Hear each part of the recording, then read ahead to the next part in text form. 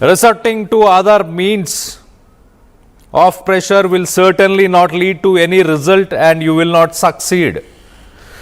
So డిప్లొమాటిక్గా చర్చలు గనక సక్సెస్ కాకపోతే ఇంకే ఇతర చర్యలు ఏమైనా అమెరికా చేపడితే దానివల్ల వాళ్ళు సక్సెస్ పొందరు, దానివల్ల రిజల్ట్స్ ఏమవుతాయి అనేది మేము చెప్పే ప్రయత్నం చేస్తాం. Islamic republic of Iran armed forces చాలా క్లియర్గా అమెరికా తీసుకుంటున్న ప్రతి చర్యలని చాలా క్లియర్గా గమనిస్తుంది.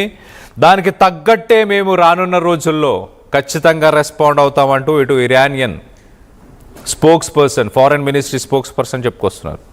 మరోపక్కన ఇటు యూరోపియన్ కంట్రీస్ నుంచి కూడా కొన్ని ప్రపోజల్స్ వస్తున్నాయంట. ఇంటర్నేషనల్ కోయలేషన్తో యునైటెడ్ నేషన్స్ నుంచి స్ట్రెయిట్ ఆఫ్ హార్మోస్ని సెక్యూర్ చేయాలి, అక్కడ మైన్స్ని కూడా తొలగించాలి అంటూ ప్రపోజల్స్, ఇరాన్కి ప్రపోజల్స్ వస్తున్నాయంటూ ఫారెన్ మినిస్ట్రీ స్పోక్స్ పర్సన్ చెప్పుకొస్తున్నారు.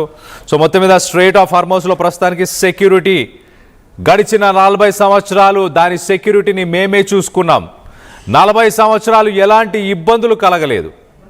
40 సంవత్సరాలు ships, commercial ships, oil tankers ఇవన్నీ కూడా అక్కడి నుంచి వెళ్ళడానికి వీలుగా ఉంది, ఎలాంటి సెక్యూరిటీ ఇష్యూస్ రాలేదు.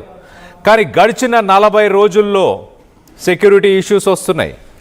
ఎందుకు? అది అమెరికా అలాగే ఇజ్రాయెల్, ఈ జైనిస్ట్ వాళ్ళు ఇంపోజ్ చేసిన ఈ యుద్ధం వల్లనే ఇప్పుడు స్ట్రెయిట్ ఆఫ్ హార్మోస్కి ఆ ప్రాబ్లమ్స్ వస్తున్నాయి. కానీ 40 సంవత్సరాల నుంచి ఎలాంటి ప్రాబ్లమ్స్ లేకుండా మేము చూసుకున్నాం, దాని సెక్యూరిటీని మేము చూసుకున్నాం అంటూ ఇటు Iranian foreign ministry spokes person ఒక స్టేట్మెంట్ ఇస్తున్నాడు. మరో పక్కన బగాయ్ చాలా క్లియర్గా ఇరాన్ ఒక కోస్టల్ స్టేట్, అలాగే ఈ రీజనల్గా ఉన్న కంట్రీస్, గల్ఫ్ దేశాలన్నీ కూడా కలిసి ఖచ్చితంగా స్ట్రెయిట్ ఆఫ్ హార్మోస్కి మేము సెక్యూరిటీ ప్రొవైడ్ చేయడానికి రెడీగా ఉన్నాం. అమెరికా దూకుడుని తగ్గించుకొని అమెరికా తను యుద్ధానికి ఏదైతే పాల్పడుతుందో, మా దేశంలో ఏదైతే ఇంటర్ఫీర్ అవుతుందో ఇంటర్నల్ విషయాల్లో, వాటన్నిటిని కనుక ఎండ్ చేస్తే మేము అమెరికా ఇటు ఇరాన్తో పాటు గల్ఫ్ కంట్రీస్ అన్నీ కూడా స్ట్రెయిట్ ఆఫ్ హార్మోస్ని సెక్యూర్ చేస్తాయి కదా అంటూ ఇటు ఇరాన్కి సంబంధించిన ఫారెన్ మినిస్టర్ ఒక స్టేట్మెంట్ ఇచ్చే ప్రయత్నం చేస్తున్నాడు. సో ట్రంప్, అమెరికా చాలా క్లియర్గా ఒక పక్కన పీస్ టాక్స్కి రమ్మని ఇటు ఇరానియన్ అఫీషియల్స్తో మాట్లాడుతూ మరో పక్కన ఆర్మీని మోహరిస్తుంది ఇటు స్ట్రెయిట్ ఆఫ్ హార్మోస్లో. ఏ క్షణమైన యుద్ధానికి వెళ్ళడానికి రెడీగా ఉన్నామంటూ ఒక ప్రెషర్ బిల్డ్ చేసే ప్రయత్నం ఇటు ట్రంప్ చేస్తున్నాడు. ఒకసారి ఇటు ఇరానియన్ అఫీషియల్స్ ప్రస్తుతానికి గల్ఫ్ ఆఫ్ పర్షియాలో ఉన్న షిప్స్కి ఎలాంటి మెసేజ్ ఇస్తున్నారు, ఏం మాట్లాడుతున్నారో ఒకసారి వినే ప్రయత్నం చేద్దాం, విని పూర్తిగా విశ్లేషించే ప్రయత్నం చేద్దాం. The U.S. has announced a formal blockade of Iranian ports and coastal areas. This is illegal action. All vessels are advised to immediately return to port if leaving and discontinue transit to Iran if that is your next port of call. Do not attempt to breach the blockade. Vessels will be boarded for interdiction and seizure transiting to or from an Iranian port. Turn around and prepare to be boarded. If you do not comply with this blockade, we will use force. The whole of the United States Navy is ready to force compliance. Now, the U.S. has announced a formal blockade of Iranian ports and coastal areas. This is illegal action. All vessels are advised to immediately return to port if leaving and discontinue transit to Iran if that is your next port of call. Do not attempt to breach the blockade. Vessels will be boarded for interdiction and seizure transiting to or from an Iranian port. Turn around and prepare to be boarded. If you do not comply with this blockade, we will use force. The whole of the United States Navy is ready to force compliance. Now, ఇటు American warships నుంచి, Iran ports నుంచి వస్తున్న ఆ షిప్స్ని, oil ట్యాంకర్స్ని, commercial వెసల్స్ని, వాటిని target చేసుకుంటూ ఆ radio కమ్యూనికేషన్స్ని ఎప్పటికప్పుడు American navy ships, destroyers వాటిని డీకోడ్ చేస్తూ వాళ్ళకి ఒక వార్నింగ్ ఇచ్చే ప్రయత్నం చేస్తున్నాయి. ఇరాన్ పోర్ట్స్ నుంచి ఏవైతే షిప్స్ వస్తున్నాయో అవన్నీ వెనకకి తిరిగి వెళ్ళిపోవాలి, లేకపోతే అమెరికన్ ఫోర్సెస్ ఏవైతే ఉన్నాయో మా ఫుల్ ఫోర్స్ యూజ్ చేస్తాము, మిమ్మల్ని మా మాట వినకపోతే మిమ్మల్ని డెస్ట్రాయ్ చేస్తాము అంటూ చాలా క్లియర్గా ఇటు అమెరికన్ ఫోర్సెస్ ఇరాన్ నుంచి వస్తున్న షిప్స్కి వార్నింగ్స్ ఇస్తున్నాయి. ఒక 6 షిప్లు వెనకకి తిరిగి వెళ్ళిపోయాయంటే అర్థం చేసుకోవచ్చు. మరోపక్కన ఇటు పెంటాగాన్ 50,000 మంది ఇరాన్లో ఉన్నారు, మరికొన్ని షిప్స్ని పంపిస్తున్నాం. ఇటు స్ట్రెయిట్ ఆఫ్ హార్మోస్ని బ్లాక్ చేయడానికి యుఎస్ఎస్ ట్రిపోలీలో 10,000 మంది మోహరించి ఉన్నారు. సో మొత్తం మీద మరికొన్ని దళాలని అక్కడికి పంపించబోతున్నాం. ఇటు యుఎస్ఎస్ జార్జ్ హెచ్డబ్ల్యూ బుష్ అనే ఒక అమెరికన్ నేవీ డెస్ట్రాయర్, అలాగే దాంతోపాటు USS Boxer amphibious ready group, 11th marine expeditionary unit ఇవన్నీ కూడా ఈ నెలాఖరు లోపల ఇరాన్ పరిసర ప్రాంతాల్లో ఇవన్నీ కూడా మోహరిస్తారంట. దాని తర్వాత ఈ 2 వీక్స్ 2 వారాలకు సంబంధించిన సీజ్ ఫైర్ ఏప్రిల్ 21న ముగియబోతుంది. మరో పక్కన సీజ్ ఫైర్ ఎండ్ అవుతుంది. పీస్ టాక్స్ ఈ వీకెండ్లోనే ఉండబోతున్నాయి. కొంత ఉత్కంఠ హై టెన్షన్ అయితే ఉంది.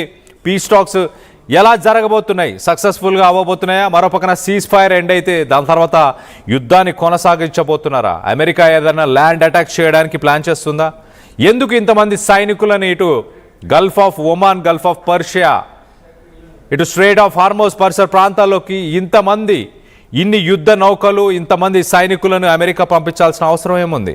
మరోపక్కన డొనాల్డ్ ట్రంప్ ఇటు బుధవారం రోజు ఫాక్స్ బిజినెస్ న్యూస్ ఛానల్కి ఇచ్చిన ఇంటర్వ్యూలో అతి తొందరలోనే గ్యాస్ ప్రైసెస్ అన్నీ కూడా అమెరికా అలాగే ప్రపంచ దేశాలకి ఫ్యూయల్ ప్రైసెస్ కూడా అతి తొందరలోనే తక్కువ ధరలో అందుబాటులోకి రాబోతున్నాయి.